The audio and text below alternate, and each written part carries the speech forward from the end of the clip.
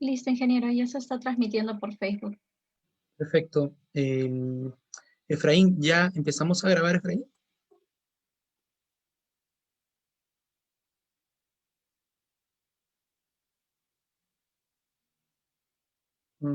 Parece que no es, parece que Efraín no está, ¿no? Yo, mira. Sí, estoy, Ahí está, perdón. Perdón, Efraín. sí, ahora ya me dio el rol. Ya. Entonces, empezamos a grabar, apenas empiezas a grabar, comienzo.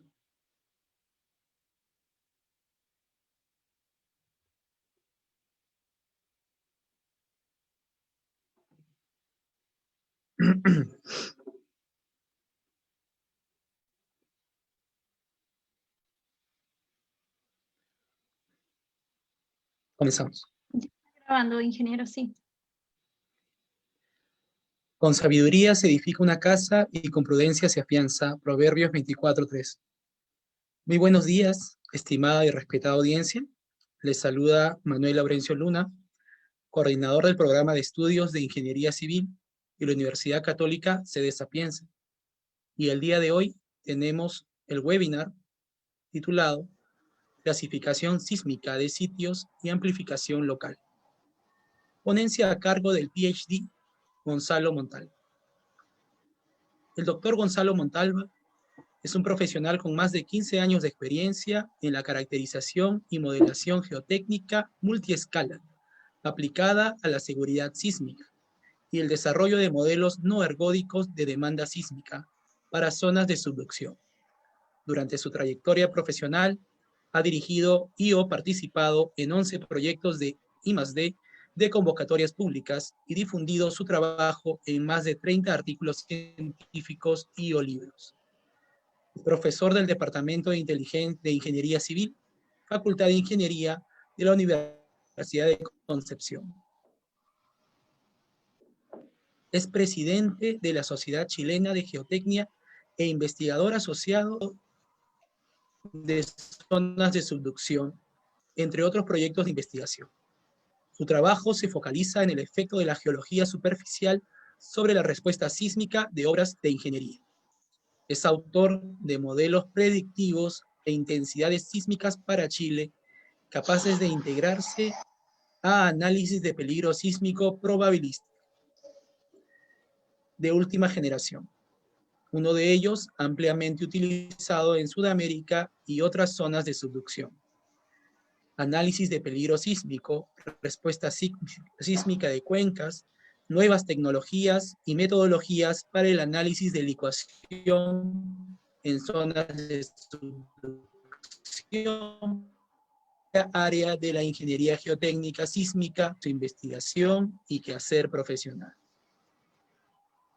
Muy buenas tardes, estimado doctor Gonzalo Montalva. Muy agradecido por su presencia con nosotros en nuestra casa de estudios, la Universidad Católica Sede Sapiense, y le doy la palabra. Muchas gracias, Manuel, por la presentación, y gracias a toda la audiencia por estar aquí en un día viernes en la tarde, ya terminando la semana. Espero poder motivarlo y contarle algunas cosas de las que a mí me gustan y a lo mejor a ustedes también les interesen. La invitación del profesor Manuel Laurencio fue a hablar de este tema de la clasificación sísmica de sitio y la amplificación local. Como ustedes se pueden haber dado cuenta, cuando hay un terremoto, como los recientes en el Perú, pero también en Chile, en México, no solamente hay daños, sino que hay una cosa que es bien interesante, que es la variabilidad espacial. No ocurren los mismos daños en todos lados. Y eso tiene que ver en una medida muy importante con las características de la geología superficial de los últimos 100, 200, 500 metros de profundidad, de suelo, roca, de material que haya, por supuesto, de las características también del terremoto, cómo interactúen esas cosas, y las cosas en las que hemos avanzado de eso es lo que les quiero contar hoy día. Entonces, primero partir definiendo qué es lo que son efectos de sitio y algo muy sucinto respecto de la parte de la matemática, digamos, solamente mostrarles una o dos ecuaciones, qué factores son relevantes en el fenómeno, algo sobre las normativas, ¿no es cierto? Y ahí les muestro un poco también hago referencia a la normativa del Perú. Algunas observaciones que hemos tenido de los eventos recientes, y ahí me centro más que todo en lo que hemos visto aquí en Concepción, de donde soy yo. Trabajo en la Universidad de Concepción, que queda en la ciudad de Concepción, que queda más o menos como en el centro de Chile, geográficamente hablando, y eso es al sur de la capital. Y tuvimos un terremoto muy grande el año 2010, entonces ese es uno de los que nos ha dejado las mayores enseñanzas. Y hacia el final quiero dejar tiempo para que ojalá hagan muchas preguntas, ¿no es cierto? Todas las preguntas, especialmente de estudiantes, son muy bienvenidas. Así que los invito a que hagan cualquier pregunta que tengan, ¿cierto? Aquí vamos a mezclar algunos pocos conceptos de estructuras, algo de sismología y algo de geotecnia. Entonces, primero que todo, ya entrando en materia, ¿qué entendemos por sitio? Nos referimos a estratos horizontales que están sobre una roca, o tal vez ese mismo suelo, ¿no es cierto? Pero además vamos a incluir en nuestra definición de sitio la forma que tiene el basamento rocoso, que por supuesto no es una superficie horizontal, o generalmente no lo es.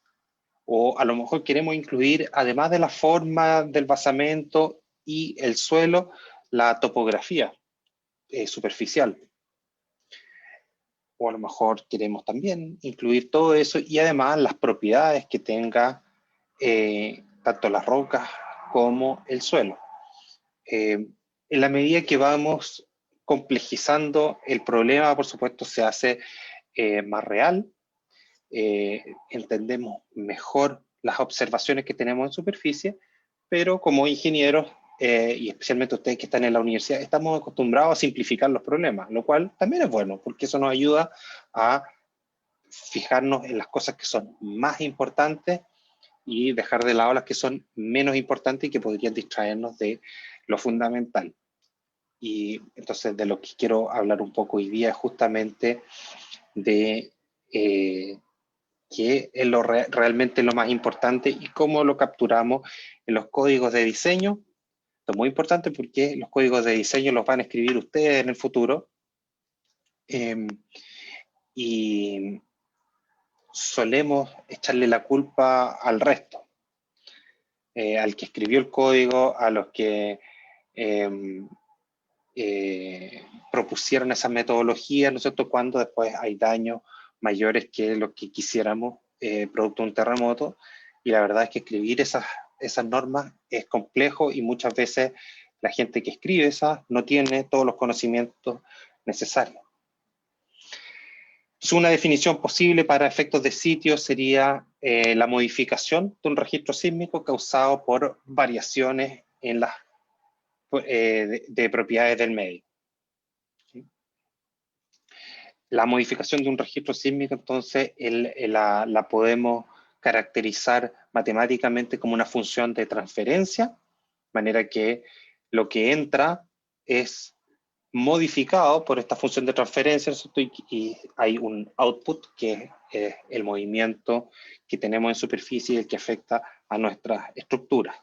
Entonces esa función de transferencia se puede estimar con un modelo de la geología superficial, ¿no es cierto? Pensemos en el suelo, y ese modelo puede ser de distintos tipos, puede ser un modelo lineal elástico, puede ser no lineal, puede ser un modelo en una dimensión, en dos dimensiones, en tres dimensiones.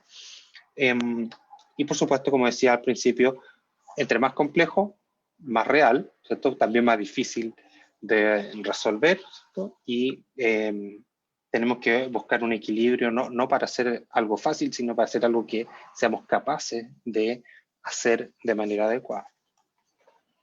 Entonces, estas figuras de aquí son esquemáticas, ¿no es cierto?, donde tiene primero la superficie de suelo, ¿no es cierto?, que es donde registramos el registro, y si vamos a otro lugar distinto, por ejemplo, a una roca en superficie, pues tiene un movimiento que es significativamente distinto, no es menor el movimiento, ¿no? Es diferente. Y podríamos tener otro punto en profundidad, donde tenemos un tercer movimiento que es, este sí que es menor que el de roca acá en superficie, y también es menor que el de superficie en suelo, porque hay un efecto que vamos a ver brevemente, esto que de amplificación por efecto del borde libre. Esto es solamente cuando una onda que viaja por un medio elástico toca un borde libre, ¿no es cierto? Entonces hay una amplificación de la amplitud de la onda, ¿no es cierto?, que es bastante importante, y por eso siempre en superficie los movimientos son mayores que en profundidad. Y entonces cuando la onda pasa viene de la roca, pasa por los estratos de suelo, aquí van a haber reflexiones y refracciones importantes, todas estas cosas no simplemente viaja como un camino, sino que hay una interacción compleja de las ondas, pero toda esa interacción la podemos modelar matemáticamente, de manera que calculamos cuánto es en superficie y también la medimos, ¿eh? Medimos acá en superficie y medimos en profundidad en roca. Tal vez la mejor fuente para estudiar efectos de sitio es la base de datos de KickNet en Japón, que está totalmente disponible, abierta, donde tiene un número muy importante, como 700 o más de 700 sitios que tienen instrumentos en roca, en profundidad, no en roca en superficie, en profundidad y en superficie. Y están los registros, usted los puede descargar y estudiar los efectos que tiene justamente el suelo, la columna de suelo, en la respuesta para terremotos de distintas magnitudes, a distintas distancias, etc. Bueno, caracterizado matemáticamente eso, podemos, como decía, modelarlo como una función de transferencia, que en el dominio de las frecuencias, ahora no en el tiempo, se va a ver una cosa así, ¿no? De manera que acá está ese K es el número de onda y H es el espesor del suelo. Va a modificar de manera distinta, para distintas frecuencias va a modificar de manera distinta al movimiento input. Entonces este de aquí es un movimiento en la roca, pero ya no en una historia de tiempo, sino que transformado al dominio de la frecuencia. Y eso lo hacemos con generalmente se puede hacer de distintas maneras, pero generalmente con una transformada rápida de Fourier, por eso aquí está con FFT, ¿no es cierto?, que es Fast Fourier Transform, y usted puede hacer esto de manera muy simple con un software como MATLAB, por ejemplo. Entonces, te agarra un registro en historia del tiempo y tiene FFT y lo transforma al dominio de la frecuencia. Y eso lo multiplica por la función de transferencia, que es la que contiene las propiedades del medio, y le da como resultado el movimiento en el dominio de la frecuencia, pero ahora en la superficie. Y después puede decir que quiere la historia del tiempo, la necesita para algo, entonces puede pasar de vuelta al dominio del tiempo haciendo la transformada de Fourier, pero inversa.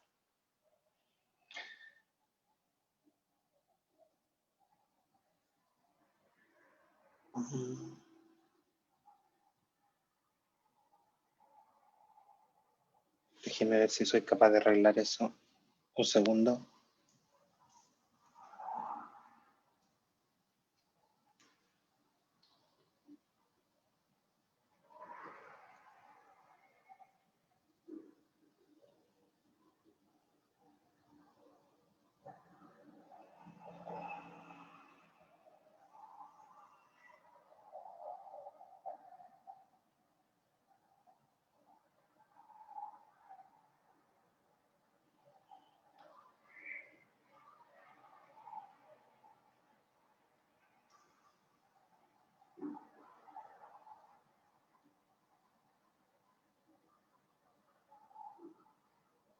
Ahí sí. Ahí deberían estar viendo la animación.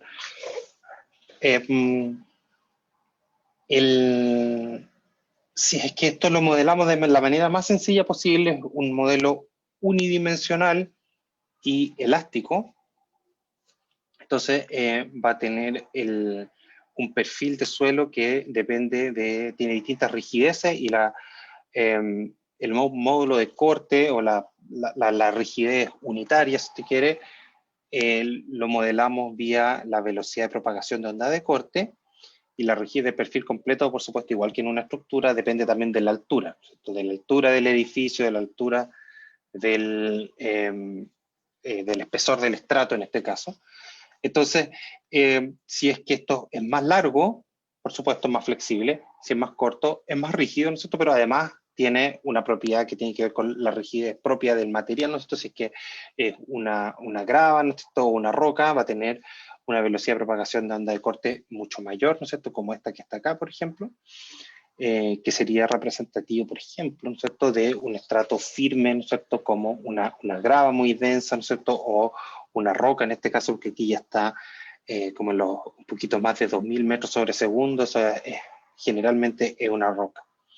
Y a medida que nos vamos hacia la superficie es más blando. Si tenemos un perfil como ese, entonces esto va a tener una función de transferencia como esta que está acá, donde ahí tiene la frecuencia fundamental, ¿cierto?, y modos superiores, y que eso van a vibrar, tal como lo haría en el caso de un edificio, ¿no?, de manera independiente, si es que lo analizamos, hacemos un análisis modal, y nos van a permitir hacer el análisis en el dominio de la frecuencia, tal como cuando hacemos análisis modal de una estructura, que tiene ventajas súper grandes, ¿no es cierto?, porque nos permiten hacer análisis sofisticados de manera muy simple, muy rápida, de tener resultados pronto. Tiene deficiencias como cuando queremos hacer análisis no lineales, ¿no es cierto? Ahí se nos complica un poco, tenemos algunas formas de ajustar eso, pero en general se complica. Matemáticamente, en general, esto se expresa de esta forma, ¿cierto?, donde el resultado es la función de transferencia multiplicado por el input en el dominio de la frecuencia, que, como decía, esta es la aceleración o la velocidad, lo que usted quiera, pero en el dominio del tiempo, y transformado a el dominio de la frecuencia. Y en geotecnia, típicamente, la función de transferencia está expresada como las aceleraciones en el suelo dividido por las aceleraciones en la roca. Y esas no son las aceleraciones máximas, sino que son las aceleraciones para cada frecuencia. Por eso es que esto está definido entonces en función de la frecuencia.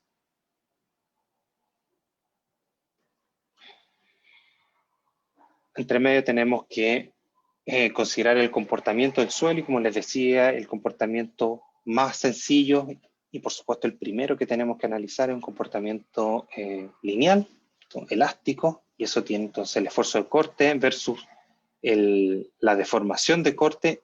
Tiene pendiente G, módulo de corte, y ese módulo de corte es máximo a pequeñas deformaciones. Cuando las deformaciones son grandes, entonces esto empieza a decaer, ¿no es cierto? Usted podría dibujar aquí una curva de histéresis, ¿no es cierto?, que viene así y después se devuelve por acá.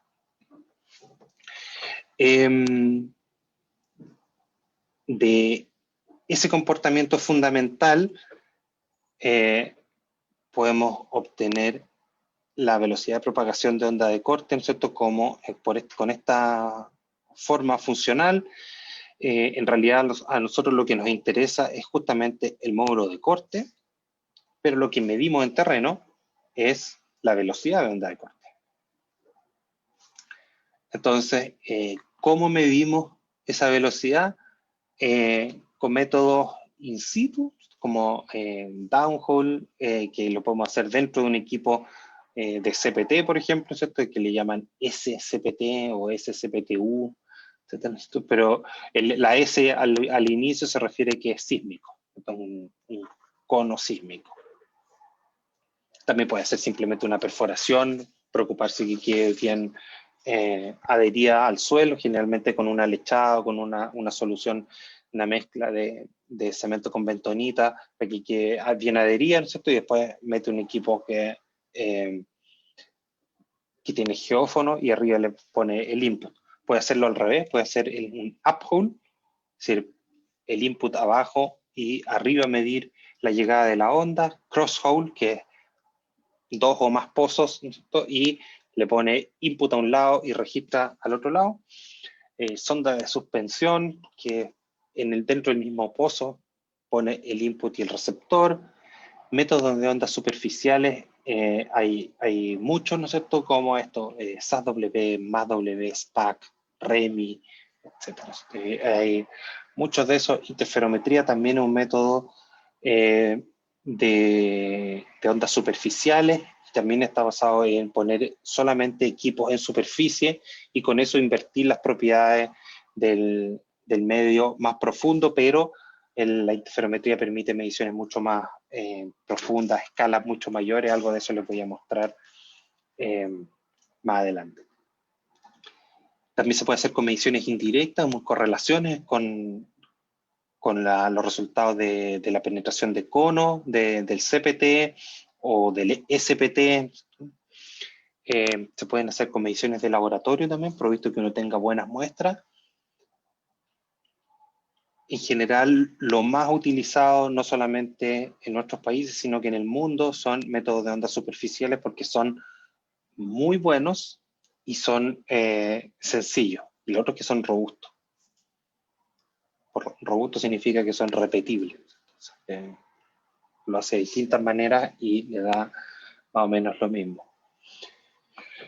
Dentro de los métodos de ondas superficiales, la manera de llegar al perfil de velocidad de onda de corte es pasando primero por esta que se llama curva de dispersión, que aprovecha la naturaleza dispersiva del medio.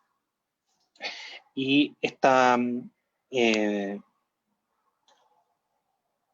curvas de dispersión las capturamos entonces con mediciones de superficie, como decía, pero espaciadas a distintos, con equipos que están a distintos espaciamientos. Entonces, por ejemplo, si es que hacemos una medición con geófonos que están espaciados a 5 metros y tenemos 24 geófonos espaciados a 5 metros, entonces no vamos a ocupar solamente los resultados de geófonos que están contiguos, sino que vamos a ocupar las vibraciones del primer geófono con las del tercero, con las del cuarto, con las del quinto, con las del 24avo, y al ocupar todo eso voy a tener la posibilidad de entender el comportamiento a distintas frecuencias, porque la distancia está relacionada directamente con la longitud de onda que soy capaz de capturar, y la longitud de onda también está asociada con la frecuencia, y la frecuencia es lo que estamos viendo en este gráfico acá. Entonces, entre más larga sea la longitud de onda que yo estoy midiendo en superficie, hasta más abajo excitó mi perfil de suelo o de roca, de material. Por lo tanto, estos que están aquí, por aquí abajito, ¿no es cierto?, en frecuencias bajas son profundidades grandes. Y lo que está por acá arriba, en frecuencias altas, son profundidades pequeñas. Y por lo tanto, hay veces que me interesan solamente las frecuencias altas, porque, por ejemplo, estoy haciendo geofísica para diseñar fundaciones. Y las fundaciones, por regla general, no van más allá de 15 metros, 20 metros, 30 metros. Y si yo quiero caracterizar el material para eso, entonces basta con medir frecuencias relativamente altas.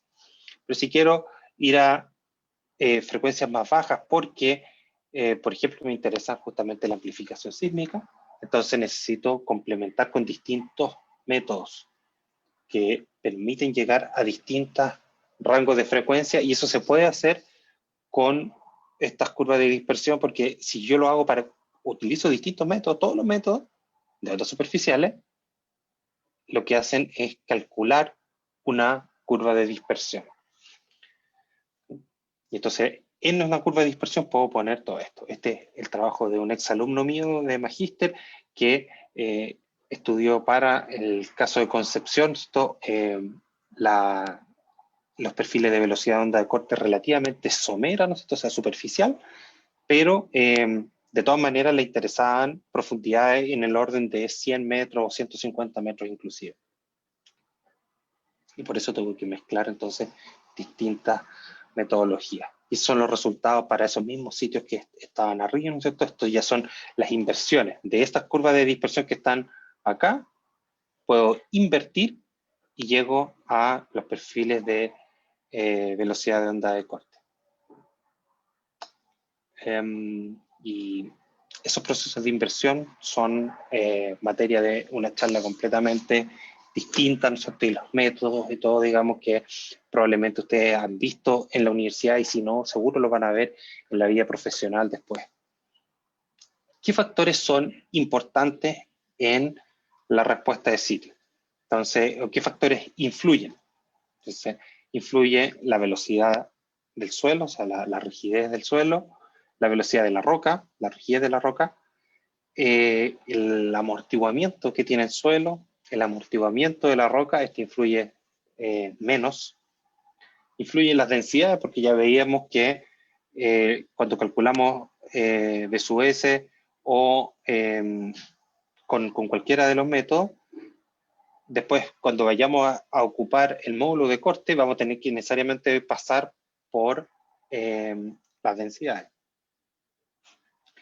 La intensidad del movimiento, porque entre más fuerte sea el movimiento, más no linealidad va a haber. Cuando hay más no linealidad, entonces la amplificación va a tender a ser menor. ¿Qué quiere decir eso? Que mi estimación de amplificación para un evento muy pequeñito o inclusive para ruido ambiente, o sea, las ondas que genera al pasar un vehículo, por ejemplo, ¿cierto?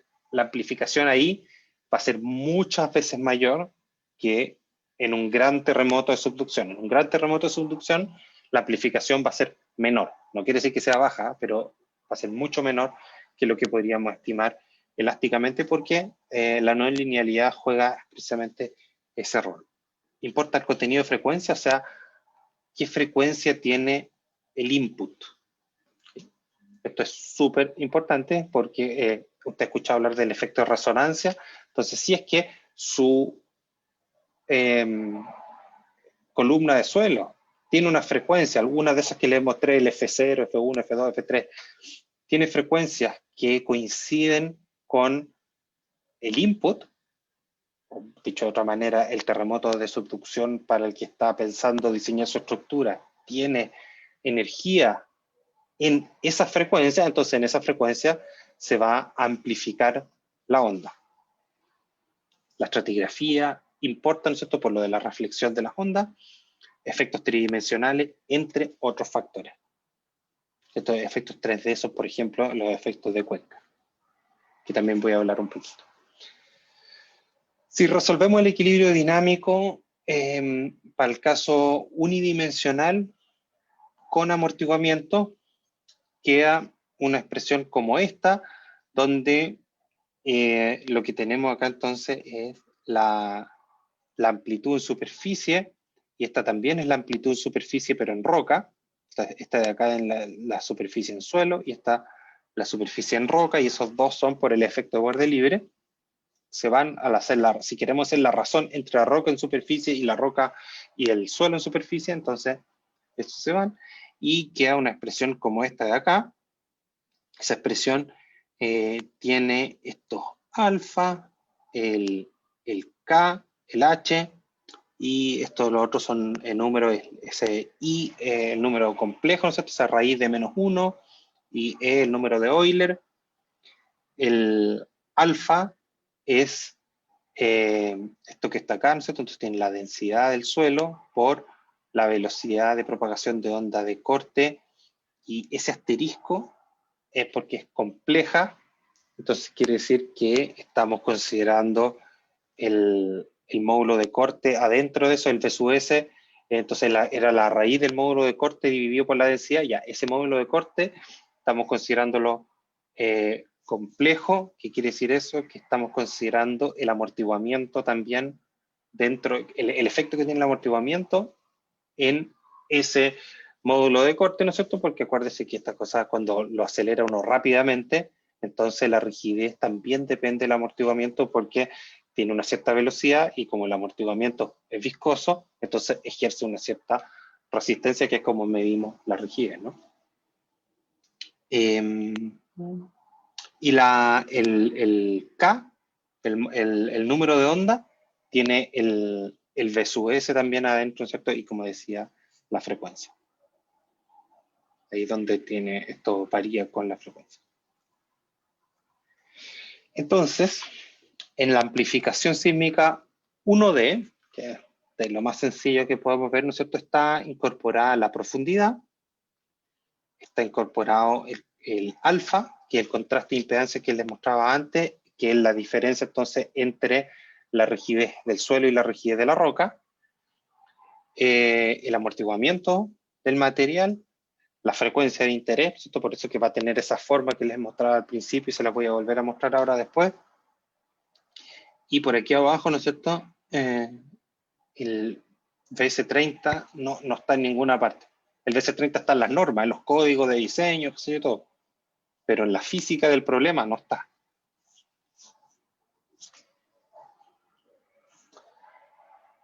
Veamos esto con un ejemplo. Esto es un ejemplo teórico solamente, ¿no es cierto? Entonces, nuevamente, veamos si, supongamos que tenemos una columna de suelo uniforme, tiene todo la misma rigidez, el mismo V sub S, es constante en altura, tiene un amortiguamiento del 5%, una velocidad de onda de corte de 300 metros por segundo, de manera que el periodo teórico, que es 4H, 4 veces la altura dividido por V sub S, le da 0,4, o sea, 4 por 30 dividido por 300, le da ese 0,4, y la roca vamos a suponer que tiene 1000 metros sobre segundo, entonces tiene un amortiguamiento un poco menor, lo cual también es normal, y le ponemos un registro sísmico, que este es un registro en roca de el terremoto del Maule, acá en Chile es el del 2010 que les contaba.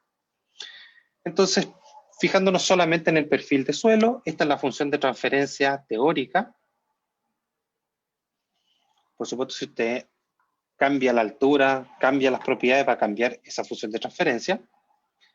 Entonces, ¿qué significa esta función de transferencia? Volviendo a las primeras diapositivas, significa que el input, transformado al dominio de la frecuencia, o sea, el registro en roca, el de rappel que les tengo aquí, lo vamos a multiplicar frecuencia por frecuencia por este valor. Entonces, en algunas partes va a aumentar, como en estas frecuencias de aquí, que todo esto, esta frecuencia es como entre 0 y 5, son frecuencias bajitas, ¿no es cierto? Cerca de 0 son frecuencias muy bajas, ¿no es cierto? Que la estructura en general no tienen frecuencias tan bajas, ¿cierto? Pero frecuencias más altas, ¿no es cierto? En el orden de 2 o 3, ¿cierto? Entonces eso sí va a cubrir una parte muy importante de las estructuras que tenemos en una ciudad. Y las frecuencias más altas, eso ya van a afectar elementos no estructurales. Esa es la transformada de Fourier del registro en suelo, este ya es digamos del resultado, y detrásito se ve en azul el registro en roca, que es el que multiplicamos entonces frecuencia por frecuencia con la función de transferencia. Y la división, por supuesto, de estos dos, del rojo dividido por el azul, me da esta función de transferencia también. ¿Qué pasa si es que cambio? Ahora voy a ir variando los efectos que les decía que están ahí incorporados. Entonces, si es que cambia el V sub S, en este caso como tiene 30 metros, como si estuviéramos cambiando el VS30, entonces igual a lo que daría una norma. Si cambia el VS30 o el V sub S del perfil, entonces la función de transferencia va a cambiar significativamente. No solo en amplitud, va a cambiar también en la forma, en las zonas que afecta. Entonces, como ustedes pueden ver, una velocidad más pequeña amplifica mucho más, pero en un rango estrecho, y después va a disminuir y va a multiplicar por un número menor que 1 rápidamente. O sea, va a atenuar. Las ondas en superficie van a ser más pequeñas que en roca, en todas estas frecuencias que están acá. Por eso que la aceleración máxima en roca es más grande que en un suelo blando, porque la aceleración máxima está asociada a frecuencias altas.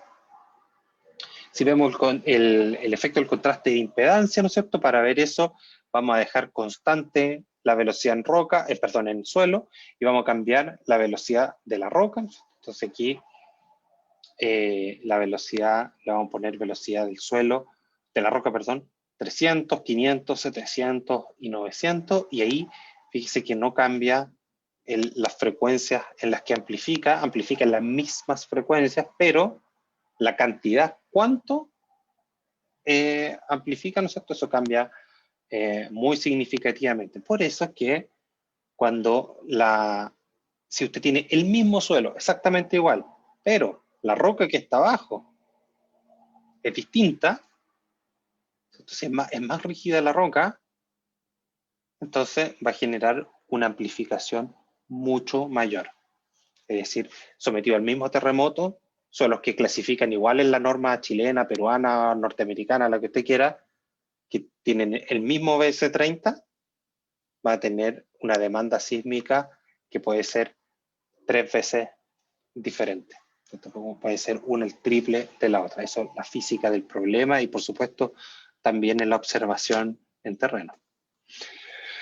¿Qué pasa si que cambiamos el amortiguamiento? Este es el amortiguamiento del suelo el que estoy cambiando. Se acuerda que en el caso original le pusimos 5% y ahora no le puse ningún 5, sino que tiene 2, 4, 6 y 8, ¿cierto? Entonces aquí también va a pasar un poco lo contrario que en el contraste de impedancia. ¿Se acuerda? Acá el cambio es mucho más importante en frecuencias bajas, ¿no es cierto? Y en frecuencias altas el efecto del contraste de impedancia es mínimo.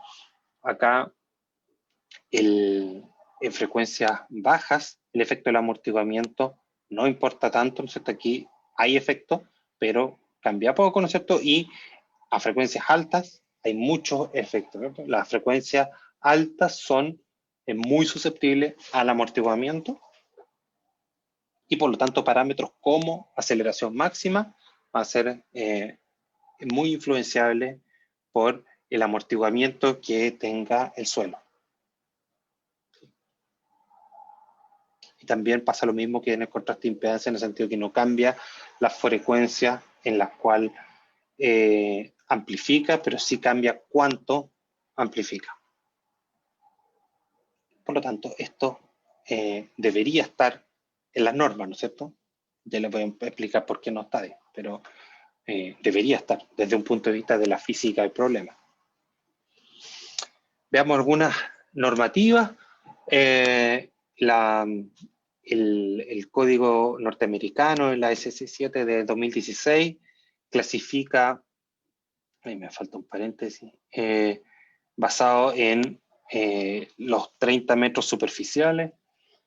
Utiliza parámetros geofísicos como el BS30 y parámetros geotécnicos también, como la resistencia al corte, no drenado, el número de penetración estándar, de la misma manera que lo hacía la norma chilena, que también lo hace la norma peruana. Y muchos otros códigos del mundo, porque le hemos ido copiando a los gringos esas cosas, ¿no es cierto? Tienen sistema de clasificación de la A a la F, ¿no es cierto? Donde la A es el sitio más rígido y el F son los sitios que requieren estudios especiales, es decir, que no tienen una demanda prescrita para ello. Y clasifica eso dependiendo del DSUS, dependiendo del número de penetración estándar y de la resistencia no drenada. Por supuesto, estos valores de acá no se pueden conseguir para rocas, estos son solamente para suelos más blandos. Entonces el N, por supuesto, está para los suelos granulares, como arena o limo, ¿no es cierto? Mientras que este de acá es para suelos más finos, ¿cierto? Como arcilla o también limo, pero con algo de plasticidad para poder justamente caracterizar estos parámetros geotécnicos.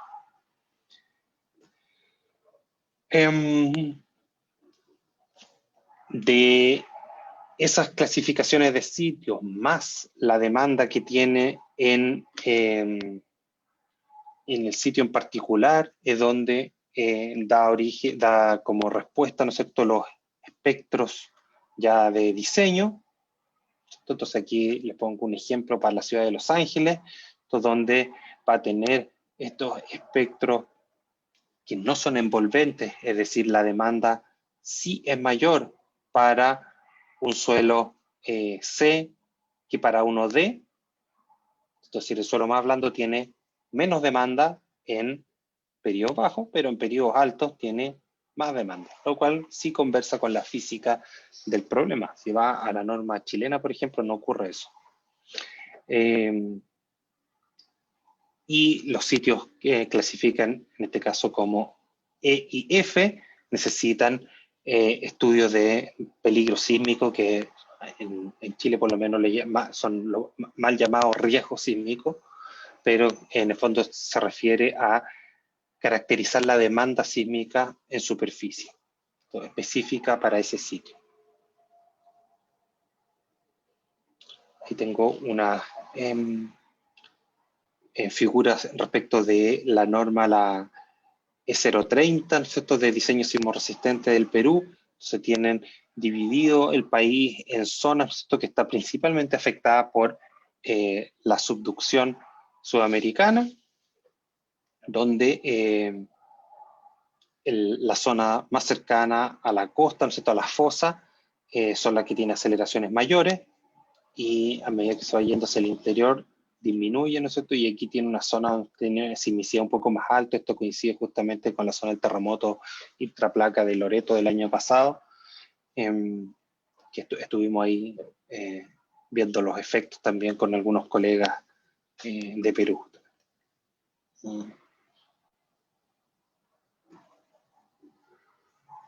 Y entonces en el caso de la E030, también similar a la norma norteamericana, clasifica en base a la velocidad de propagación de onda de corte en los 30 metros superficiales, ¿no es cierto? Y esta es la distancia dividido por el tiempo que tarda en recorrer esos estratos. Esta es una propuesta, todo esto de Ricardo Dobry, de hace ya muchos años. Y hace un promedio también del mismo tipo que hace la norma americana con B sub S, ¿no es cierto?, pero para los N y los S sub U. Esos parámetros geotécnicos en la norma chilena nosotros ahora los eliminamos, ¿no es cierto?, ya no va a ser necesario para la clasificación sísmica ocupar estos parámetros, porque los parámetros de resistencia no deberían tener efecto en la amplificación. Antes se utilizaban porque no teníamos en realidad PSUS, no medíamos PSUS, no sabíamos hacerlo, no teníamos equipo y estaba como una cosa media referencial. Ahora es obligatorio hacer PSUS y también es obligatorio, va a ser obligatorio en la norma nueva hacer mediciones de periodo fundamental. Y las medidas de resistencia entonces las eliminamos de la norma.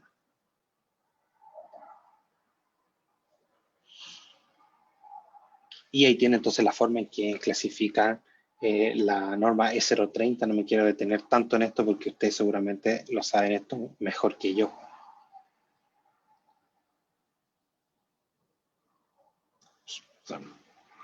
Y ahí tiene entonces una forma de calcular los espectros envolventes, ¿no es cierto? Esto es similar a lo que ocurre en el caso de Chile, ¿no es cierto?, que el suelo más rígido tiene menor demanda y el más blando tiene mayor demanda para todos los periodos. Eso es algo que deberíamos, tanto ustedes como nosotros, cambiar, porque no tiene sentido físico, ¿no es cierto? Es cierto que hay más daño en suelo blando, pero depende del periodo, no es para todos los casos. Este de aquí, el factor de amplificación sísmica, no, pero es similar, es exactamente lo mismo. Ya, quería mostrarles algo sobre los registros medidos en el Perú y la normativa, la E030, ¿no es cierto? Entonces, en este caso, esto es para la estación de Ica, donde, como ustedes ven, ¿no es cierto?, tienen demandas prescritas por el código que son superiores a las que tienen, a las que muestra los registros, ¿no es cierto? Estos son espectros de los registros. Los distintos colores, el cian y el rosado, estos son las distintas componentes, norte, sur y este, oeste, pero tiene aquí una amplificación en periodos bajos. Esto es muy similar a lo que nos ocurre en Concepción y que estamos estudiando con más detalle, ¿no es cierto? Una alternativa es que esto sea producto de efectos de cuenca, ¿no es cierto? Otra alternativa es que tenga que ver con una resonancia más profunda, es decir, más abajo de la roca haya otra roca más dura, ¿no es cierto? Y que haya una resonancia que tenga que ver con que produzca esta amplificación en frecuencias mucho más bajas, en periodos altos.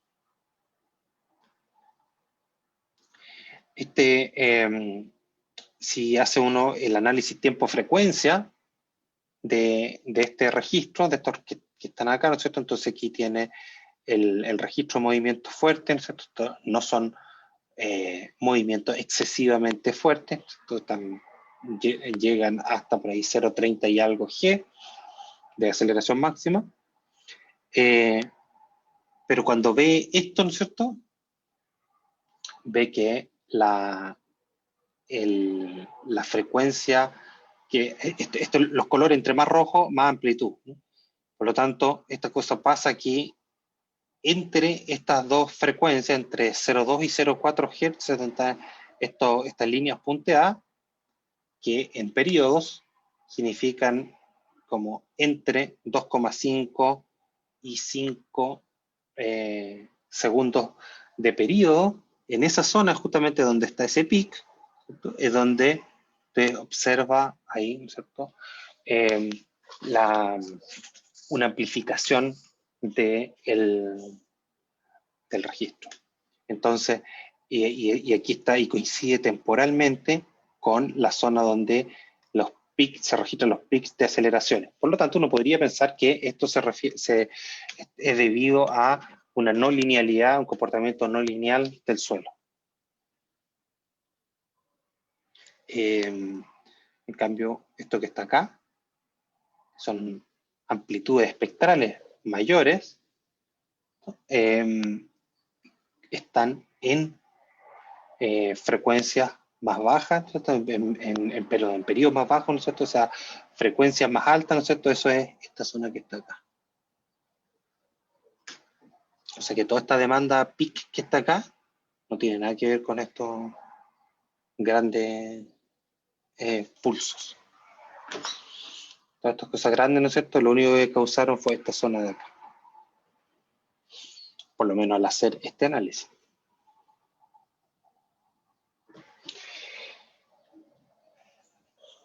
Esto es lo mismo, pero comparando ahora con la vertical tiene amplitudes mucho menores y en la vertical no ve ninguna de estas no linealidades. Perdón. Y los movimientos verticales son también muy relevantes para distintas estructuras, ¿no es cierto? Cada vez más son ya los edificios cuadrados de 20 pisos, ¿no es cierto? No son nuestro objetivo de diseño, sino que tenemos que pensar en otro tipo de estructuras, ¿no es cierto? Que son mucho más flexibles, puentes que son cada vez más largos, estructuras que son más flexibles y por lo tanto las aceleraciones verticales y en periodos más largos son relevantes. Esto que les muestro aquí es la ciudad de Concepción y estos puntitos de colores son los que tienen daños, edificios, todos de hormigón armado, todos diseñados con la misma norma y son todos de 4 o más pisos. Y los colores que están acá son cuando referente a los daños que fueron mapeados post terremoto, por lo tanto, esto de aquí, este color más clarito, ¿no es cierto?, que no tuvo ningún daño, los amarillos que tuvieron un daño leve, y los naranja y rojo que tuvieron daño severo, ¿no es cierto?, serio que dice acá, ¿no es cierto?, pero se refiere a daños mucho más graves que tuvieron que o ser demolidos o tuvieron un costo de reparación que fue significativamente mayor que el resto. Y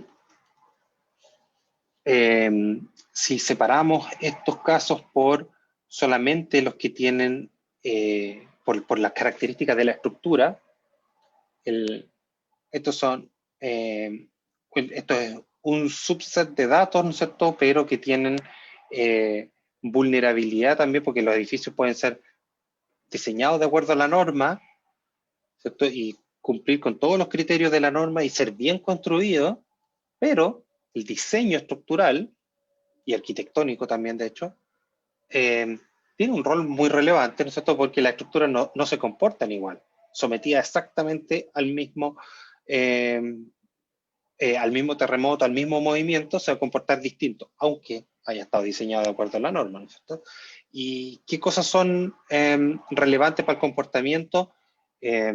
Yo no me dedico a la ingeniería estructural hace mucho tiempo, pero usted que está estudiando esto, ¿no es cierto? Sí, entonces, por ejemplo, las irregularidades en altura, si es que su edificio es, entonces, en angosta, ¿no es cierto?, de repente, ¿no es cierto?, entonces por supuesto ahí va a haber una concentración de tensión y que usted puede diseñar, pero de todas formas, ese es un diseño geométrico que no es deseable, ¿no? O como ocurría mucho, por ejemplo, en el terremoto de México de 2017, que las estructuras tienen estacionamientos abajo, entonces son edificios altos que tienen hartos muros hacia arriba, pero en el primer piso, o lo que llaman el piso entre donde está el suelo, donde está la tierra, no sé todo, que en algunos países le llaman primer piso al que ya está en el aire, ¿no es cierto? Y el otro le llaman ground floor, el terreno, planta baja. Pero esa, la planta baja o el primer piso, lo demás abajo, ahí entra para que estacionen los vehículos. Y por lo tanto, esa tiene columnas solamente. Y eso causó muchísimos daños porque hay una irregularidad en altura. Bueno, en este caso, para analizar los efectos de sitio aquí, ¿no es cierto?, lo que nosotros tuvimos que hacer fue diferenciar las estructuras y las separamos en 4 tipos de vulnerabilidad, y esa fue con criterios estructurales como, por ejemplo, la irregularidad en altura, pero también la densidad de muros, la densidad de muros en planta, cómo iban disminuyendo esos muros en altura, etc. Con hartos criterios de esos que estaban tomados de unos criterios originales italianos, justamente para evaluar vulnerabilidad sísmica. Todas las estructuras, independientes de donde estuvieran, las que tenían vulnerabilidad baja, es decir, eran buenas desde el punto de vista estructural, esas no tuvieron daño, o tuvieron ningún daño o daño leve. Y de las estructuras que tuvieron, solamente las estructuras que tenían vulnerabilidad alta, es decir, las que aún cumpliendo con la norma, eran mucho menos buenas desde el punto de vista estructural, entonces solamente esas sí tuvieron mucho más daño, pero esos daños sí que no se distribuían uniformemente, y eso es lo que tengo acá. Entonces, en la zona donde se registra más daños de esas estructuras que son iguales, digamos, o sea, con el mismo grado de vulnerabilidad, estamos comparando puras estructuras iguales, o sea, que tienen la misma vulnerabilidad estructural.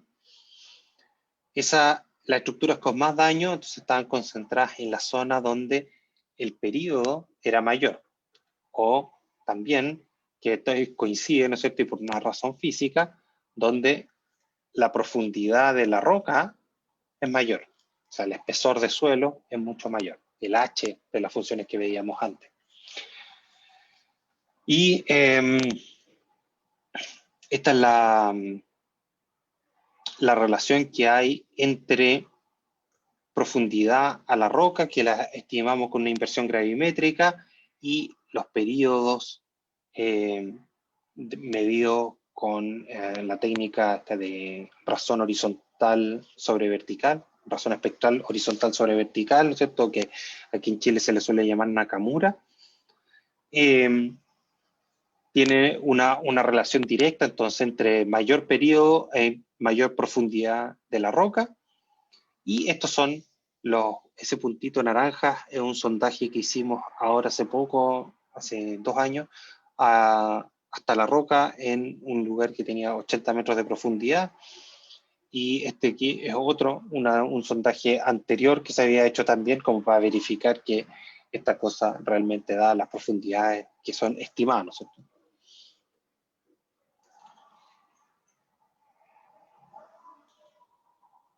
Y esa es la topografía que tiene la ciudad de Concepción, ¿no es cierto? Esa es lo que está mostrando ahí en la topografía de la roca. Por lo tanto, esto está aquí donde está azul, ¿no es cierto? Donde está más profundo, menos 160 metros de profundidad, está lleno de sedimento en superficie. Y por acá ya salen cerros que salen hacia afuera, digamos, de la superficie, ¿no es cierto? Y este también alcanza a salir un pedacito, también un cerro. Pero todo el resto está cubierto de sedimento y, por supuesto, entonces la amplificación de sitio es distinta en distintos lugares, ¿no es cierto? Y tiene mucho más que ver con el periodo que con la velocidad de onda de corte, que es relativamente constante, ¿no es cierto? Como les mostraba eso anterior, ¿no es cierto? Que les mostré de un amigo, de un alumno que había hecho las mediciones con distintos métodos. Eso también era en la ciudad de Concepción. Otro estudiante, Diego Insunza, que lo que hizo fue hacer hizo una interferometría. Estos son registros temporales, ¿no es cierto?, donde se caracteriza el tiempo que demora en llegar la onda desde un punto a otro punto. Estos son solamente datos de ruido ambiente. Entonces tenemos un arreglo de estaciones instalado, ¿no es cierto? Ahora tenemos uno distinto, pero este es el que teníamos, que ocupó Diego en su tesis de magíster. Y eso nos permitió entonces no estimar solamente las velocidades en superficie, sino que centrarnos en profundidades mayores. Entonces, no sé si alcanza a ver bien, pero esta cosa tiene aquí, este modelo tiene 500 metros de profundidad, y entonces tiene, dependiendo de dónde miremos, ¿no es cierto?, tenemos una variación de velocidades, que entre más a la superficie, por supuesto, más blando, y más hacia abajo, ¿no es cierto?, se pone más rígido. Pero tenía una cosa muy relevante esto, ¿no es cierto?, que aquí a profundidades relativamente someras, y esto es justamente la profundidad que veíamos acá,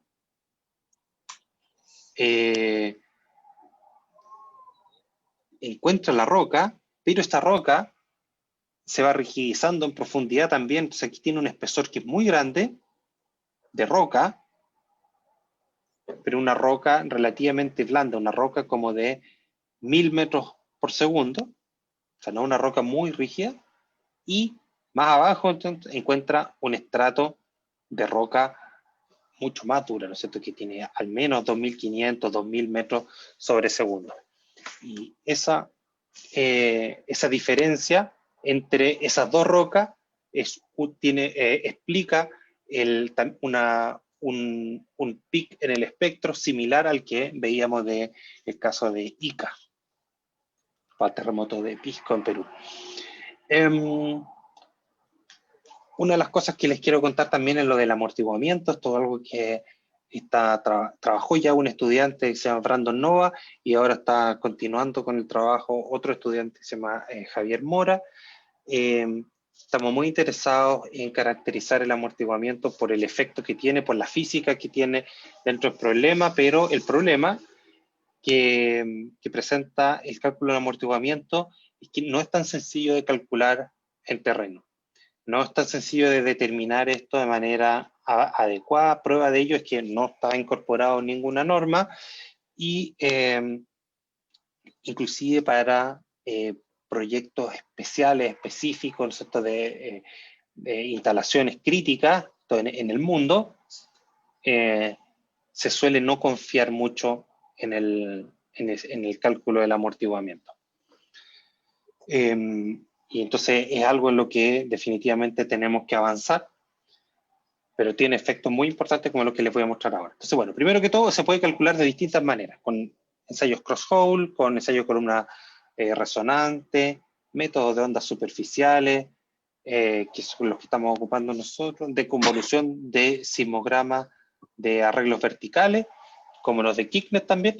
Tenemos uno que instalamos hace poco en Concepción, parece el que hicimos el pozo de 80 metros, que son datos, por cierto, que están también disponibles.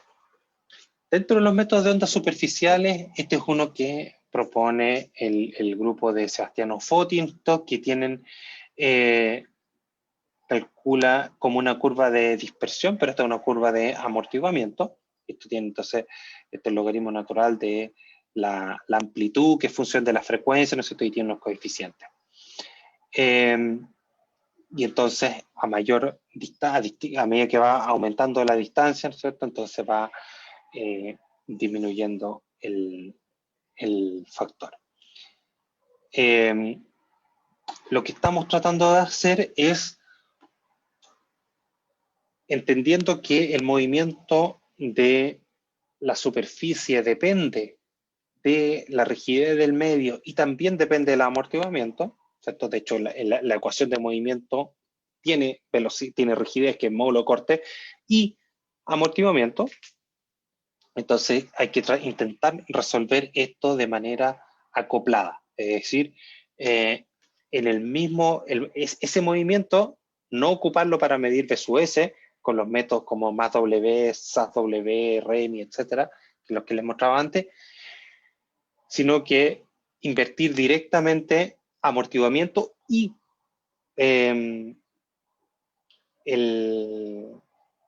la curva de dispersión. Entonces, eso se puede hacer en lo que estamos haciendo, como decía, con estos estudiantes. Ahí tiene entonces una estimación de la curva de dispersión y acopladamente, es decir, en el mismo proceso matemático que es complejo, y por eso no se hace en la práctica todavía, calcular la atenuación, como el coeficiente de atenuación, que es también función de frecuencia. Hecho eso, entonces ya podemos invertir y tenemos entonces amortiguamientos que varían con profundidad. Entonces aquí tiene densidad que varía con profundidad, V sub S que varía con profundidad igual como lo hacemos siempre, V sub P, o sea, la velocidad de propagación de la onda de compresión, de la onda de corte, o también llamada la onda primaria, perdón, de corte dije, de compresión. Y aquí tiene el amortiguamiento, cómo varía el amortiguamiento para deformación de corte en profundidad, y lo mismo para el amortiguamiento en compresión. Si uno tiene esto, ¿cierto? Y lo compara, por ejemplo, con lo que habíamos supuesto inicialmente, que un amortiguamiento de 5%, entonces ve que el amortiguamiento acá es mucho mayor. Estos son datos reales, son de sitios de verdad, perdón. Son de sitios de verdad. Y a medida que nos vamos más profundo, entonces ya se parece más a ese 5%.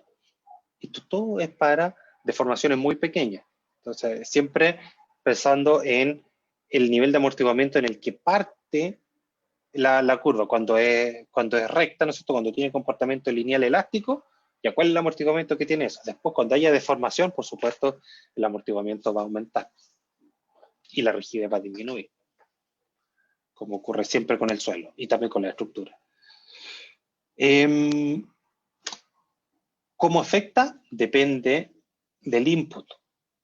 Si el input tiene frecuencias importantes donde este amortiguamiento tiene más influencia, entonces la va a afectar mucho. Y si tiene menos energía en esa frecuencia, entonces la va a afectar menos. Aquí tiene una comparación de la amplificación que habría en ese mismo sitio que les mostré antes, pero considerando un amortiguamiento del 5%, un amortiguamiento inicial del 5% versus el amortiguamiento variable medido cuando le pone el input de Northridge, que es un terremoto cortical que ocurrió en California en el terremoto de Northridge. Entonces ve que hay una diferencia, por supuesto, digamos, el amortiguamiento como es mayor, el amortiguamiento que calculamos en terreno, entonces el espectro da más abajo, ¿cierto? La amplificación es menor porque el amortiguamiento es más grande. Sí, pero la frecuencia donde está la mayor amplificación no cambia prácticamente nada, ¿no es cierto? Y la forma tampoco cambia mucho. Al mismo sitio, si le ponemos un registro del Maule, ¿no es cierto? Que para todos los efectos prácticos, usted podría pensarlo como los mismos registros que va a tener en Lima, ¿no es cierto? Cuando ocurra el gran terremoto que estén esperando en esa zona, ¿no es cierto? Frente al Callao. Ahí la situación cambia bastante, ¿no es cierto? El contenido de frecuencia del input es muy distinto y por lo tanto afecta también de manera muy diferente al espectro, o sea, a la función de amplificación, y ocurre esto que tiene acá, ¿no es cierto? Aquí tiene una amplificación que cambia significativamente en dónde, o sea, en qué periodo está afectando y por lo tanto a qué estructuras afecta. Y eso también puede ser una razón de por qué en algunas zonas tenemos daños distintos que en otras. Entonces, el tipo de suelo, si es que esta cosa es arena o es grava, ¿no es cierto? No importa tanto para el amortiguamiento. Si la resistencia al corte, el SPT es distinto, tampoco importa tanto para el amortiguamiento. Son otras cosas las que importan, ¿cierto? El contenido de fino, la presencia o no de agua, etc.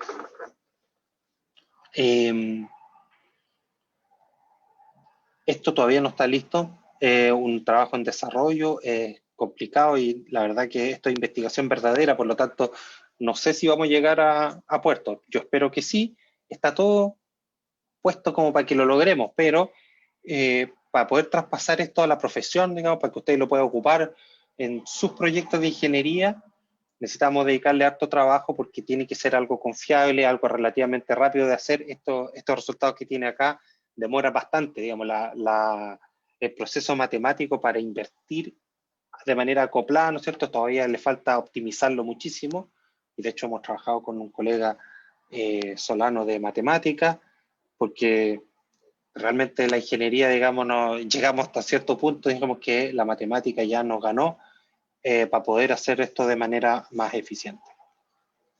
Algunos comentarios finales, ¿no es cierto? Y de ahí me dejo para que contestemos y conversemos, ojalá, de estas cosas. Hay muchas cosas en los códigos, hay muchas cosas que los códigos de diseño no logran capturar, ¿okay? Como por ejemplo lo del amortiguamiento. La demanda sísmica y los daños observados son mucho mejor estimados por el periodo que por BS30. Esto no es basado solamente en la evidencia de Concepción, sino que es basado en la evidencia de todos los últimos terremotos de Chile, ¿no es cierto? Y no solamente en Concepción, como digo, en todos los sitios. Y esto también lo recogen otros investigadores europeos. No significa que BS30 sea un pésimo parámetro, ¿cierto? Algo que haya que eliminar, como si eliminamos las medidas de resistencia. La resistencia del suelo, eso sí que no tiene nada que ver. El BS30 funciona, pero en realidad, si usted lo piensa bien, funciona para un rango de frecuencias que tiene que ver con 30 metros, porque esos 30 metros tienen una longitud de onda a la que afectan. Y eso depende de la velocidad también, por supuesto. Pero entonces es un buen parámetro para un cierto rango, pero si usted tiene una estructura más flexible, entonces la estimación que puede hacer de los efectos de sitio BS30 va a ser peor que lo que tendría con un perfil de velocidad de onda de corte más profundo o un promedio como BS50 o BS100. Y al revés, si que usted está interesado en estructuras más rígidas, no sé, tiene una estructura patrimonial o tiene viviendas de 2 pisos, de 3 pisos, ¿no es cierto? Esas BS30 puede ayudar para hacer una caracterización de la demanda sísmica en superficie, pero si en vez de ocupar BS30 ocupara BS10 o BS15, siempre va a tener una mejor estimación. O sea, un BS más chico va a darle una mucho mejor estimación. O sea, midiendo menos, va a medir mejor que si es que mide 30 metros, como exigen las normas. Las características 3D son muy relevantes, ¿no es cierto? Lo hemos estudiado en el caso de México, para el último terremoto, por ejemplo. Hay un paper que salió este año, ¿no es cierto?, de Dominika Simaki, con el que trabajamos en eso, pero hay muchas más cosas que se están haciendo también en las cuencas de Concepción, de Valdivia, de Viña del Mar, de los casos en los que hemos estado involucrados aquí en Chile. Se están haciendo trabajos para poder incorporar estos efectos tridimensionales que son muy relevantes, ¿no es cierto? Y dentro de eso tenemos un observatorio de respuesta de sitio en cuencas aluviales que lo puede obtener de la página web de la universidad. Creo que es www.udec.cl/geotecnia. Si se mete a ese sitio web, puede ver dónde están las estaciones y descargar los datos también, si es que le interesa. Son también financiados con fondos públicos, por lo tanto, lo que financia el Estado tiene que ser útil para todo el mundo. Así que con todo gusto puede descargarlo para sus tesis, para lo que quiera, o inclusive para trabajos profesionales. Está todo disponible. Factores como el contraste de impedancia, o sea, la diferencia de rigidez, el amortiguamiento, tienen efectos que afectan a distintas escalas de frecuencia y también a distintas escalas espaciales, ¿no es cierto? Deberían ser incorporados en la ingeniería práctica, ¿no es cierto? Aunque en este momento, ¿cierto?, no está todavía las metodologías maduras como para que yo le diga, baje el software XX, ¿no es cierto?, y ocupe ese software en su trabajo. Todavía no estamos ahí, ¿no es cierto?, pero es algo que definitivamente va a estar disponible, ¿no es cierto?, durante el ejercicio de su vida profesional y ojalá que muy pronto. Y lo que le decía, la norma chilena y también el Eurocódigo están avanzando hacia una clasificación que está basada en periodo y no en medidas de resistencia ni DS30. En el caso de la norma chilena va a ocupar DS30 y periodo, en el caso del Eurocódigo ocupa periodo y ocupa como referencia el DS30 como un indicador así secundario. Eso. Muchas gracias por su atención. Les contesto las preguntas que quieran. Ahí está mi correo electrónico también en caso que me quieran escribir. Los invito desde ya a visitar la universidad, a estar en Concepción cuando estén por aquí por Chile. Y también si es que están interesados a venir a estudiar, tenemos becas para estudiar para maestrías, para doctorados, para los buenos estudiantes. Así que también bienvenido. Y aquí le aprovecho de agradecer, esto es mi deber, a los proyectos que financian mi investigación, proyecto FONDEF de licuación en zonas de subducción, el proyecto Ciclo, que es del ciclo sísmico en zonas de subducción. Ahí tiene la página web donde puede acceder a un montón de información que estamos generando. El departamento donde trabajo de Ingeniería Civil en la Universidad de Concepción, y a la Facultad de Ingeniería y al profesor Manuel Laurencio por invitarme hoy día. Muchas gracias. Muchas gracias a usted, doctor. Una brillante ponencia. De verdad que es muy rico y muy,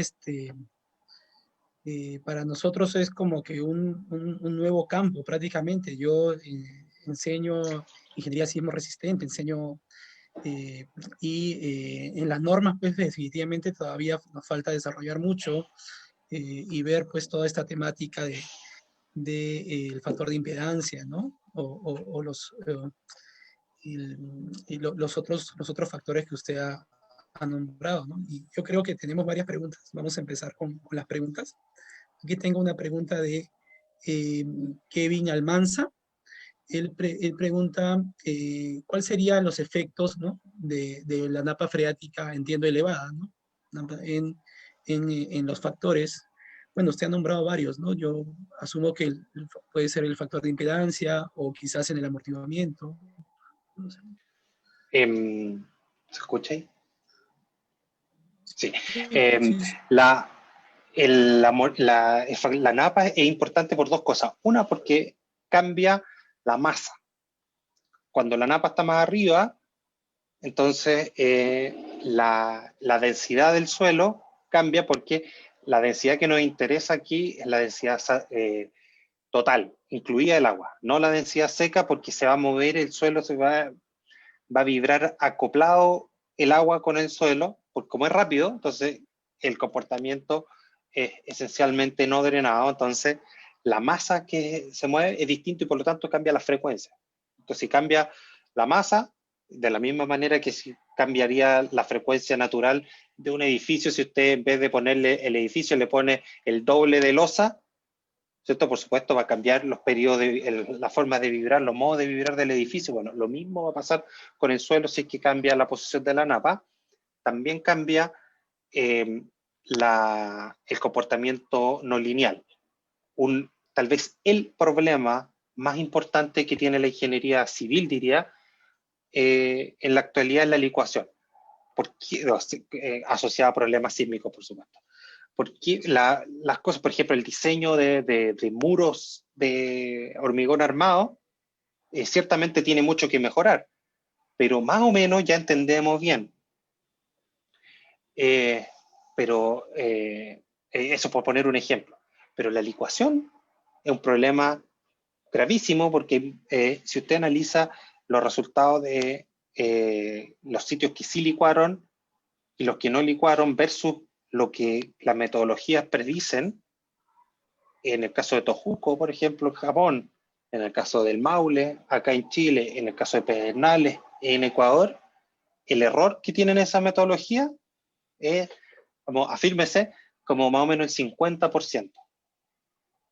O sea, más o menos en la mitad de los casos, predecimos que va a haber licuación cuando sometidos a uno de los mayores terremotos de la historia de la humanidad, no hay licuación. Entonces, y eso condiciona técnica, económicamente nuestros proyectos.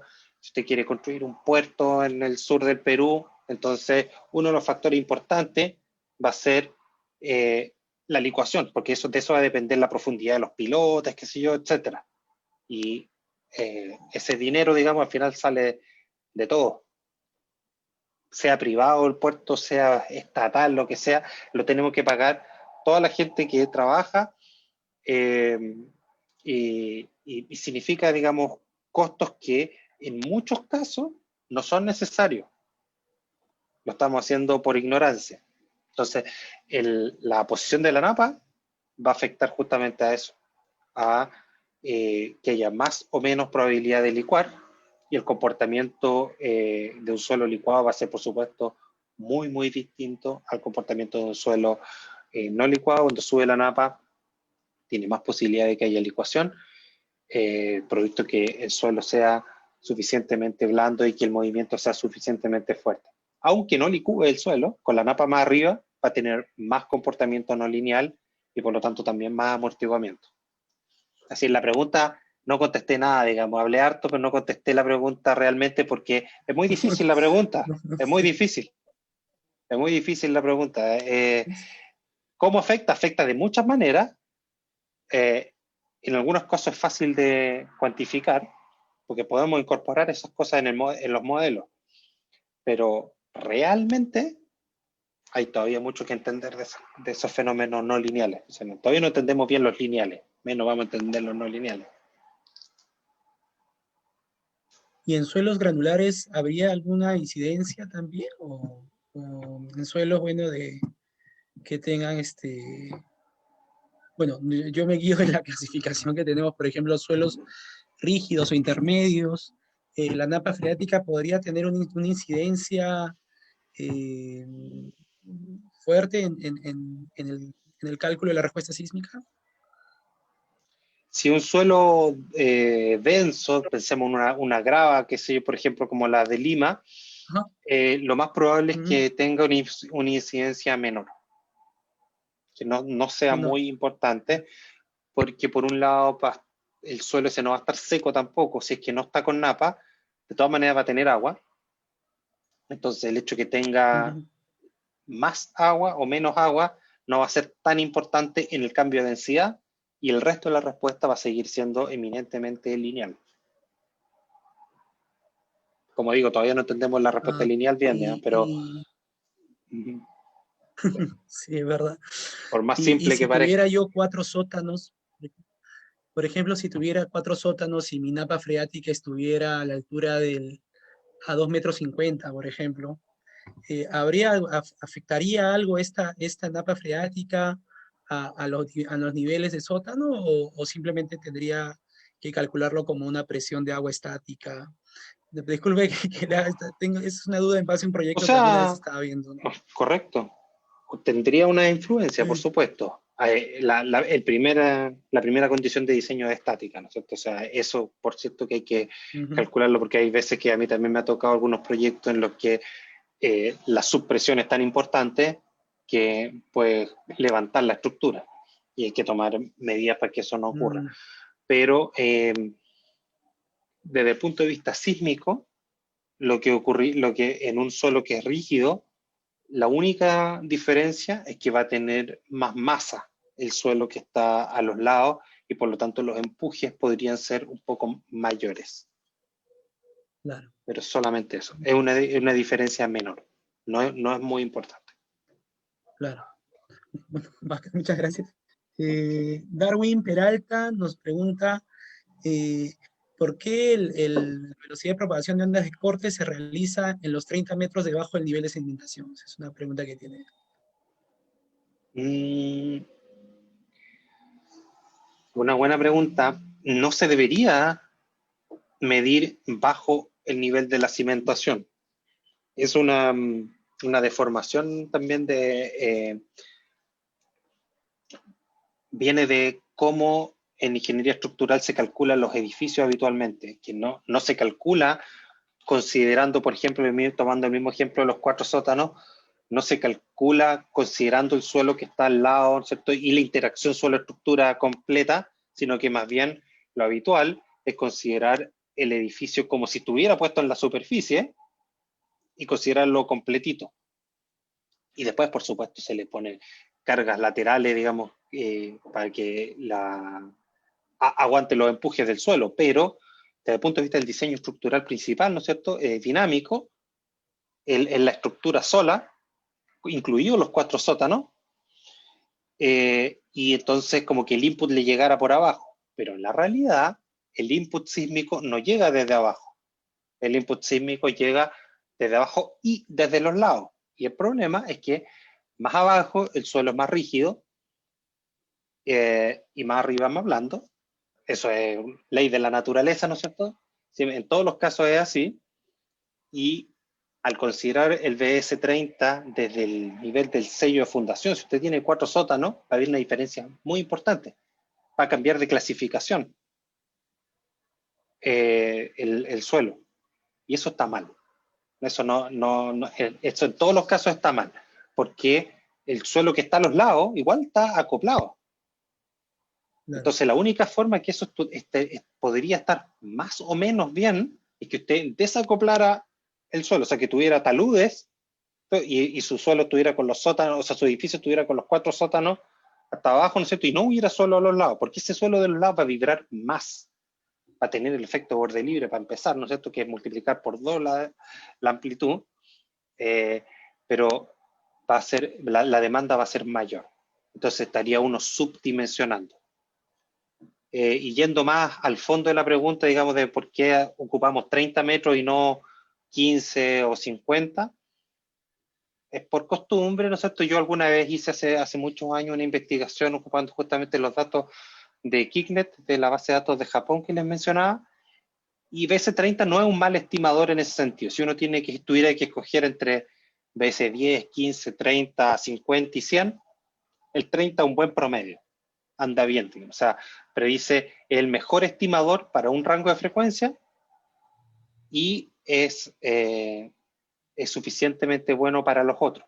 Mucho mejor sería que usted ocupara, por ejemplo, midiera los 30 y calculara BS10, BS20 y BS30 y estimara de esa manera mucho mejor, con mucho más precisión, al menos para las frecuencias, para los periodos más bajos. Y ahora, si tiene capacidad técnica para poder medir BS30, velocidad de onda de corte hasta más profundo, entonces son mucho mejor. Entonces, mi filosofía en ese momento era que si usted requiere periodos largos es porque está construyendo edificios muy altos o estructuras muy flexibles como puentes o ahora aerogeneradores, por ejemplo, y entonces son estructuras caras y vale la pena entonces medir hasta más profundo. Y al revés, si usted está construyendo, por ejemplo, viviendas sociales, ¿no es cierto?, que son de un piso o dos pisos, entonces ahí no solamente no sería necesario medir BS30, sino que sería mejor medir BS15 o BS10.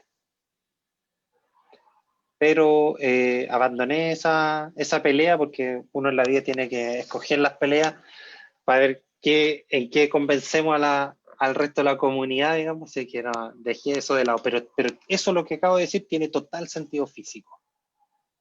Total sentido físico, no es difícil de hacerle, al que esté interesado le puedo mandar un paper, está escrito en español, lo publicamos en una revista en Puerto Rico hace un tiempo, y se puede hacer muchas más cosas de esas, digamos, pero es algo totalmente aplicable, digamos, que uno podría poner en los códigos, y como digo, en muchos casos podría uno, con las mismas mediciones que ya está haciendo por norma, tener mucho mejores predicciones y predecir su espectro, sus amplificaciones basadas en los mismos tipos de suelo, pero mejor, más preciso.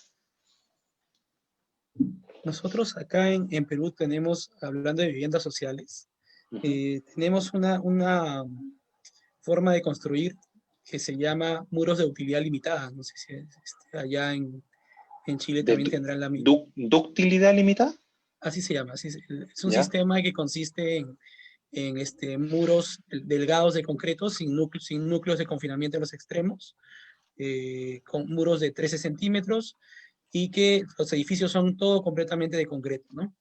Este sistema se pensó para 7 pisos, pero se ha usado de una forma un poco en distintos tipos de suelo, y se ha usado de una forma un poco, yo creo que irresponsable, porque se han empezado a hacer sistemas híbridos, o sea, como son muros muy delgados y han querido hacer viviendas sociales cada vez más altas, se han hecho hasta de 15 pisos o más.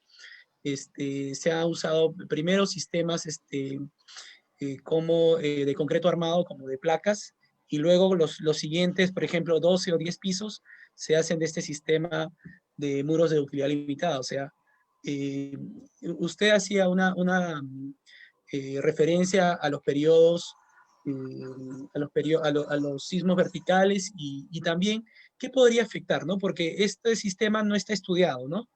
Para el muro, para edificios altos, y ya tenemos edificios, bueno, relativamente altos, ¿no? De 15 pisos. ¿Qué podría afectar de acuerdo a los lugares en donde se encuentran? Porque inclusive nosotros acá en Lima, bueno, yo hablo de Lima, es lo que más conozco, en Lima, Lima Centro tiene los mejores suelos, pero Lima Periferia tiene los suelos más blandos, se podría decir, ¿no? Y justamente estas viviendas sociales, estas estructuras, se están haciendo más en estas zonas, pues, de suelos blandos. Bueno, así le llamamos en la norma, suelos blandos. Sí. ¿Cómo podría afectar o qué problemas podríamos tener frente a este terremoto que estamos esperando, ¿no? De 8.8.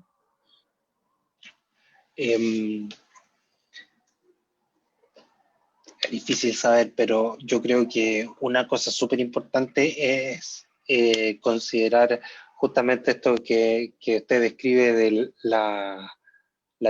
cambiar en vertical la forma de construir y por lo tanto la rigidez. Es algo extremadamente no recomendado, es algo malo, porque necesariamente va a aumentar la demanda, se va a ver una concentración de tensiones en ese cambio de rigidez como una junta fría, y por lo tanto se van a concentrar los daños también ahí.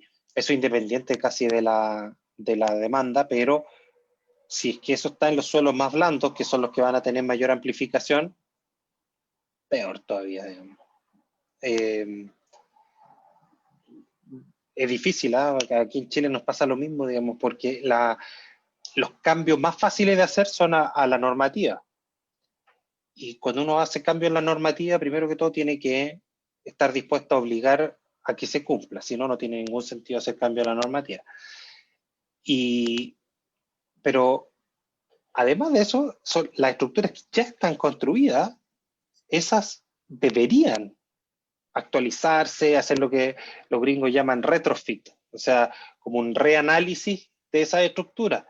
Entonces, para que ustedes sepan, por ejemplo, en lugares como Nueva York, hay pero grandes estudios para hacer retrofit sísmico para sus estructuras, para los puentes, los puentes estos que salen en las películas, ¿no es cierto? Están todos siendo recalculados y para terremotos, que usted sabe que en el este de Estados Unidos prácticamente no existen terremotos, pero sí hay antecedentes de terremotos mucho antes de que hubiera civilización.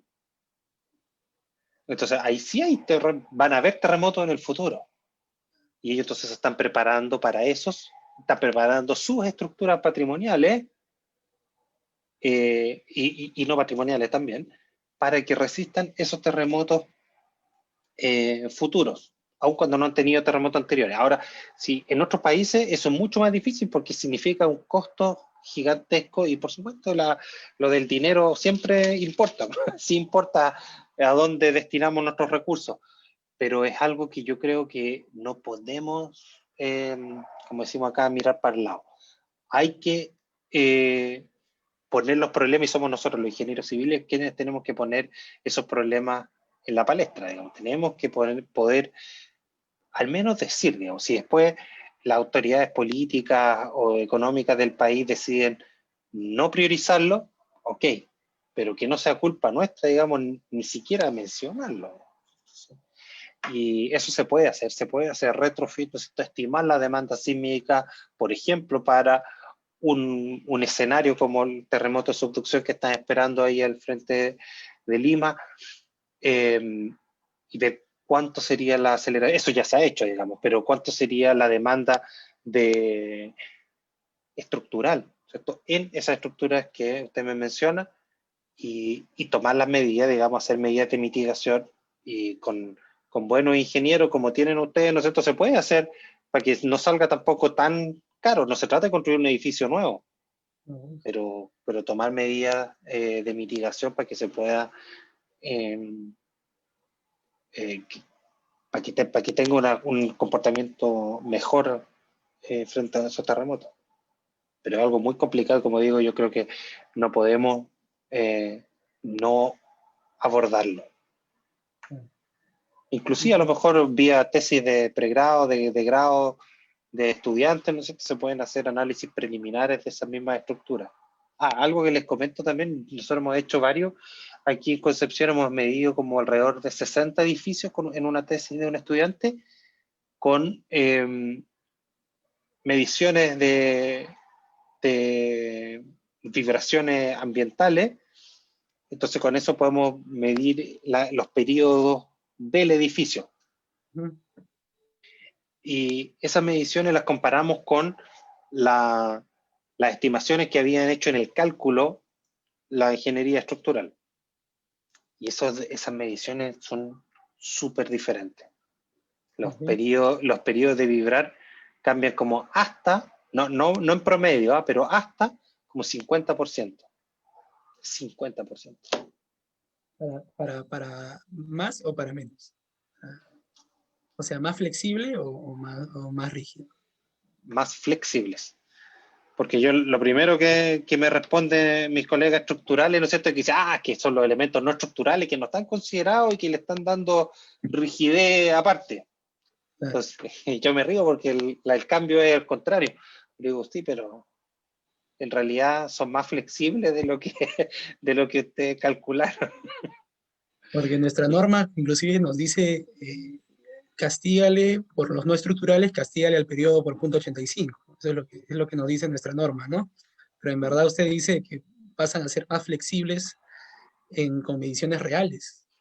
Entonces, no es difícil hacer esas mediciones, y llegar a algo a mí me parece fascinante, digamos, como digo, yo no hago ingeniería estructural hace tiempo, pero los mismos equipos que ocupamos para hacer geofísica se pueden ocupar para las estructuras, y entonces en algún momento se me ocurrió ponerlos arriba de un edificio. Ujú. Y impresionante, porque yo, claro, había estudiado en la universidad, que es modo principal, el otro, traslacional, no sé qué, pero fue súper diferente verlo, y esto yo ya era grande, digamos, ya no estaba estudiando, o sea, no era estudiante, pero veía modos torsionales. Entonces, primer modo, se mueven todos los equipos para el mismo lado, segundo modo, otro modo traslacional, tercer modo, un modo torsional, y era así como extraordinario, digamos, porque en un modelo numérico, claro, es muy fácil, digamos, sale rapidito, pero Ujú. en la vida real, digamos, yo no he visto jamás, digamos, fue súper ilustrativo. Y para los estudiantes yo creo que también podría ser súper bonito y ver justamente cuáles son realmente los modos principales, porque los modos translacionales no tienen mucha ciencia, o sea, eso sí probablemente sea fácil que coincidan me refiero al cálculo con la realidad, pero ya cuando va pasando a los modos superiores, yo apostaría que también eso difiere la realidad del modelo. Doctor, ¿y qué tesis? Tenemos acá 32 alumnos, algunos alumnos también siguiéndonos por Facebook. ¿Qué tesis o qué estudios como posibles tesis usted podría sugerir en su ramo, en su especialidad, ¿no? Para ellos? ¿Sí? Hay infinitas, ¿eh? No podría hablar todo el día de temas de tesis. Yo creo, como digo, creo que los temas en el área mía, digamos, de geotecnia sísmica, tal vez lo más relevante, lo que tiene un impacto más importante, es la licuación. Yo a esta altura ya soy casi un predicador de esto, digamos, pero estoy enemigo de los métodos simplificados porque esos métodos, para los que han estudiado algo de licuación, están basados en evidencia solamente o prácticamente solamente de terremotos corticales, es decir, de terremotos como los de Loma Prieta, como el de Northridge, como los de Chichí en Taiwán, y esos terremotos son muy distintos al terremoto de Pisco en Perú, al del Maule, al de Pedernal, al de Tohoku. Son muy diferentes. No es que sean más grandes ni más chicos, son muy diferentes nada más. Y el hecho de que Nosotros sean muy... en ¿Sí? Pisco tuvimos licuación de suelos en una zona. Claro. Sí. Por favor, siga, ¿Cómo se disculpe llama? que lo haya. Sí. No, sí, me interesa mucho. Sí. El, sí, ahí justamente hubo una zona de corrimiento lateral, ¿no es cierto? O sea, que se fue hacia el mar, una zona grande. Deslizamiento, claro. Sí, por licuación, porque hubo licuación más abajo. Eh, entonces, justamente, por ejemplo, visitar los sitios como de Pisco, los más importantes no son los sitios que sí tuvieron licuación. Eso también hay que estudiarlo, pero los sitios más importantes son los que no tuvieron licuación. Entonces, una adecuada caracterización geotécnica de los sitios que no licuaron para un terremoto pasado, súper relevante.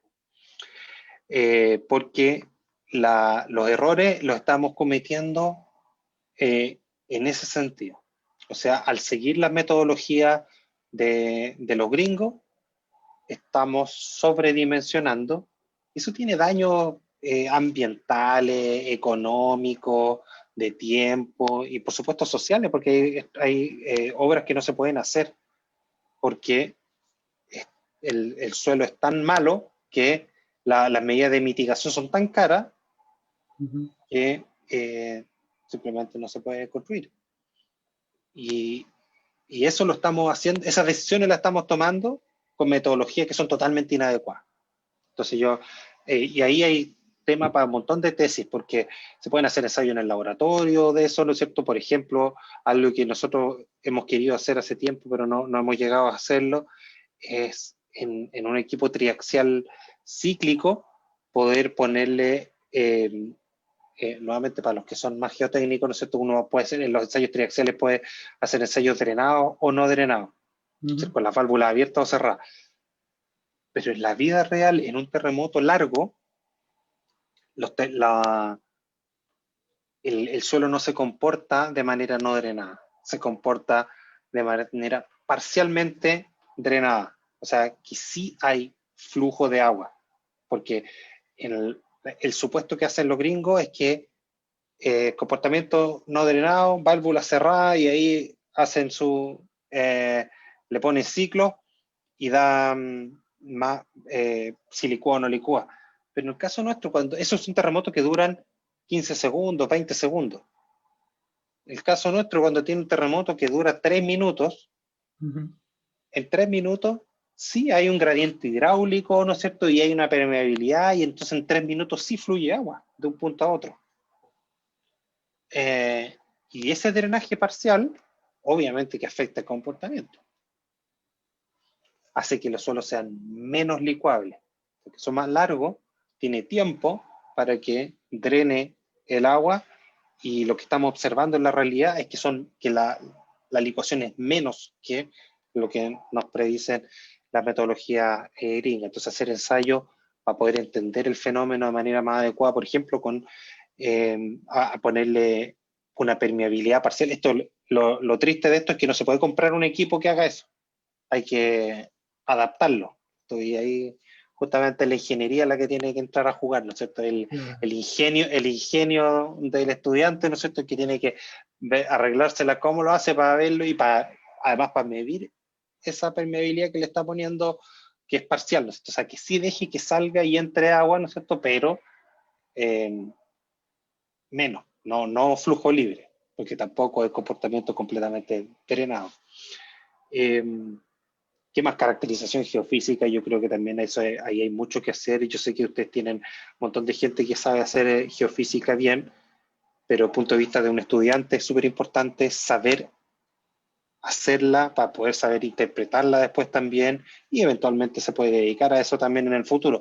Pero eso le da mucha información para entender los fenómenos, desde la interacción sobre la estructura, o la respuesta de sitio, todas esas cosas. Bueno, hay mucho, como digo. Son algunos que puedo mencionar. Doctor, muchas gracias. Nuevamente un gusto, ¿no?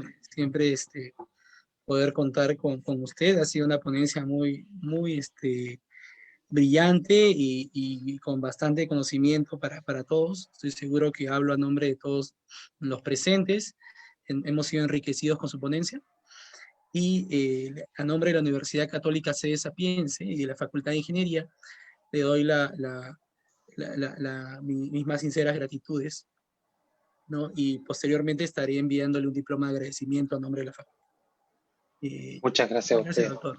Por Eh, nada, un placer. Quisiéramos pasar a la foto final de recuerdo. No sé si nos espera un ratito, por favor, jóvenes, podrían prender sus cámaras para que puedan, para podamos pasar a la foto de recuerdo, ¿sí?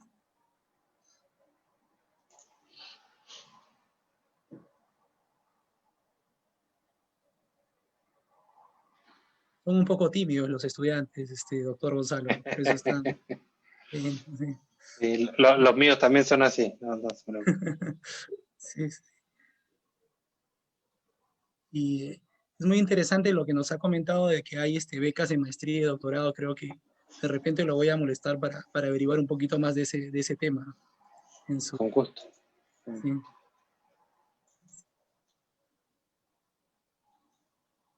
Perfecto, no sé si alguien más se iba a animar. A ver. Y los demás están con la camiseta de Perú, como va a jugar hoy día Perú, dice. No, No no quieren salir. importa. No Está quieren bien, está salir. bien. No quieren salir. Ahí ya cada uno alienta su selección. Cada uno alentamos a nuestros. Sí, es verdad. Es verdad que sí. Muy bien, creo que ya somos todos. Voy a tomar la foto. Le pido también a Efraín, a Yomira que hacen sus capturas. ¿Sí? Sonrían, jóvenes, por favor. ¿Sí?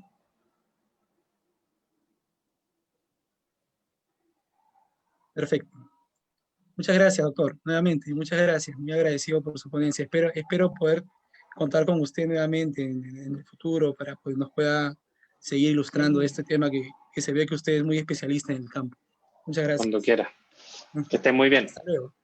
Muy Chao. buenas tardes, muy buenas tardes. Hasta luego, Sí, joven. ustedes también. Hasta luego con todos.